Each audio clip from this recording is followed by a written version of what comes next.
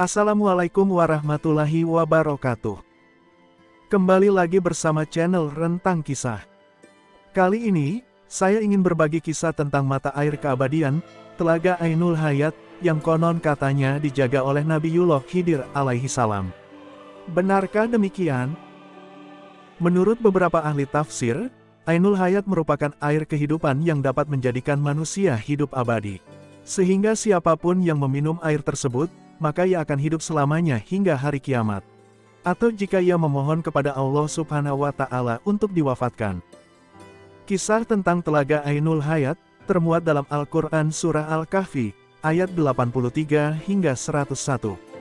Dalam Al-Quran, telaga ini disebut berada di tempat terbitnya matahari. Dalam artian, tempat tersebut berada di sebelah timur, namun, hingga kini belum ada yang dapat menemukan telaga tersebut. Dalam sejarah Islam, Ainul Hayat merupakan mata air kehidupan yang berkaitan dengan kisah Nabi Khidir alaihi salam. Sudah dikenal oleh banyak ulama terdahulu, bahwasanya penyebab Nabi Khidir dipanjangkan umurnya, adalah karena meminum air Ainul Hayat. Kisah Nabi Khidir yang bisa berumur panjang karena meminum air Ainul Hayat, bersumber dari sebuah riwayat As-Salabi, yang didasarkan pada Imam Ali radhiyallahu anhu, dalam kitab Badai As-Zuhur. Pada riwayat tersebut, dikisahkan tentang keagungan Raja Iskandar Zulkarnain. Zulkarnain merupakan raja agung yang mampu menaklukkan dunia timur dan barat. Meski kekuasaannya luas, tidak lantas menjadikannya sombong dan semena-mena. Justru sebaliknya, Zulkarnain menjadi salah satu raja yang beriman dan bertakwa kepada Allah Subhanahu wa Ta'ala. Suatu ketika, di sekitar tahun 322 sebelum Masehi, Zulkarnain berjalan di atas bumi menuju ke tepi belahan bumi yang lain. Sebutan ini dikenal sebelum ada istilah timur dan barat. Dalam perjalanan tersebut, Allah mengutus malaikat Rafail untuk mendampingi Zulkarnain. Di tengah perjalanan, Zulkarnain berkata kepada malaikat Rafail, "Wahai malaikat Rafail, ceritakanlah kepadaku tentang ibadah para malaikat di langit." Malaikat Rafail kemudian menjawab, "Ibadah para malaikat di langit di antaranya, ada yang berdiri tidak mengangkat kepalanya selama-lamanya." Mendengar jawaban malaikat Rafail tersebut, Zulkarnain termenung. Di benaknya, muncul keinginan untuk melakukan ibadah yang sama seperti halnya malaikat. Zulkarnain memang diketahui sebagai raja yang senang melakukan ibadah kepada Allah. Di tengah ketermenungannya, malaikat Rafail kemudian berkata, "Sesungguhnya, Allah telah menciptakan sumber air di bumi. Namanya Ainul Hayat, sumber air kehidupan. Barang siapa meminumnya seteguk, maka tidak akan mati sampai hari kiamat. Atau sehingga ia memohon kepada Allah agar dimatikan." Zulkarnain menjadi penasaran dan bertanya lagi kepada malaikat Rafail, "Apakah kau tahu di mana tempat Ainul Hayat itu?" Malaikat Rafail pun menjawab, bahwa sesungguhnya Ainul Hayat itu berada di bumi yang gelap. Setelah mendengar penjelasan malaikat Rafail tentang Ainul Hayat, maka Zulkarnain segera mengumpulkan para alim ulama dan bertanya kepada mereka tentang Ainul Hayat, tetapi mereka menjawab, "Kami tidak tahu kabarnya." Namun, ada seorang alim di antara mereka yang menjawab, "Sesungguhnya, aku pernah membaca di dalam wasiat Nabi Adam. Ia berkata bahwa sesungguhnya, Allah meletakkan Ainul Hayat di bumi yang gelap." Ketika Zulkarnain bertanya di mana tempat bumi yang gelap itu, orang alim itu pun menjawab lagi, di tempat keluarnya matahari. Menurut beberapa penafsiran, orang alim yang dimaksud tersebut, adalah Nabi Khidir yang ikut dikumpulkan Zulkarnain bersama orang-orang alim lainnya.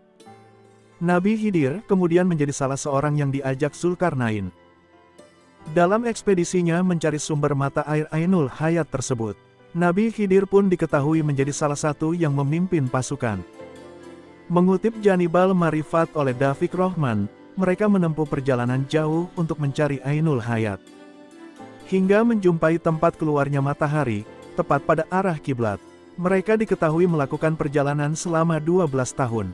Begitu sampai di tepi bumi yang gelap itu, dikisahkan gelapnya seperti asap, bukan seperti gelapnya waktu malam. Kemudian, Zulkarnain masuk ke tempat tersebut dengan didampingi oleh Nabi Khidir. Saat mereka berjalan, Allah memberikan wahyu kepada Nabi Khidir. Sesungguhnya, Ainul Hayat itu berada di sebelah kanan jurang. Dan Ainul Hayat itu, aku khususkan untuk kamu. Setelah mendapatkan wahyu tersebut, kemudian Nabi Khidir berjalan menuju ke sebelah kanan jurang, dan didapati olehnya Ainul Hayat yang dicarinya itu. Nabi Khidir lantas melepas pakaiannya, dan menuju Ainul Hayat tersebut, untuk mandi dan meminum airnya.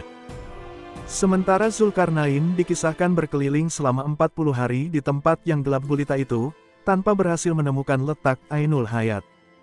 Sejumlah ahli tafsir menyebutkan, berkat Ainul Hayat tersebut, Nabi Khidir diketahui masih hidup, dan keberadaannya masih ada di bumi hingga saat ini. Kisah perjalanan mencari Ainul Hayat tersebut, juga ditafsirkan dalam kitab Al-Futuhat Al-Ilahiyah. Namun, kisah ini juga memiliki beberapa penafsiran yang berbeda. Dalam tafsir An-Nasafi, disebutkan Zulkarnain pada mulanya mengetahui tentang Ainul Hayat, dari kitab-kitab terdahulu, bahwa salah seorang putra Sam pernah minum dari Ainul Hayat. Lalu dia hidup abadi hingga hari kiamat. Penafsiran itu, berbeda dengan tafsir mengenai Zulkarnain yang mengetahui tentang Ainul Hayat dari malaikat Rafail dan Nabi Khidir. Pada dasarnya, tidak ada hadis sahih perihal kepergian Zulkarnain dan Nabi Khidir dalam mencari Ainul Hayat. Kisah ini juga dituturkan dalam Israiliyat, yaitu cerita-cerita yang kerap kali dibawa oleh orang-orang Yahudi yang masuk Islam. Meskipun demikian, sebagian ulama berpendapat bahwa Ainul Hayat itu memang ada, dan Nabi Khidir masih hidup hingga kini. Di antara ulama-ulama tersebut yang mempercayai tentang ini, yaitu As-Suyuti dalam kitab Hasaish, Wahb bin Al-Munabih dalam Al-Mubtada, Imam An-Nawawi, dan lainnya. Ainul Hayat dijuluki Fountain of Youth, yang merupakan mata air keabadian. Terlepas dari semua pendapat tersebut, hingga saat ini keberadaan telaga Ainul Hayat tidak dapat diketahui oleh manusia manapun. Hanya Allah lah yang mengetahui segala sesuatu. Apakah benar Ainul Hayat itu ada, ataukah hanya karangan manusia belaka? Sekian konten Islami kali ini. Nantikan konten Islami menarik lainnya, hanya di channel Rentang Kisah. Jangan lupa subscribe, like, komen dan share video ini, ya, teman-teman. Terima kasih. Wassalamualaikum warahmatullahi wabarakatuh.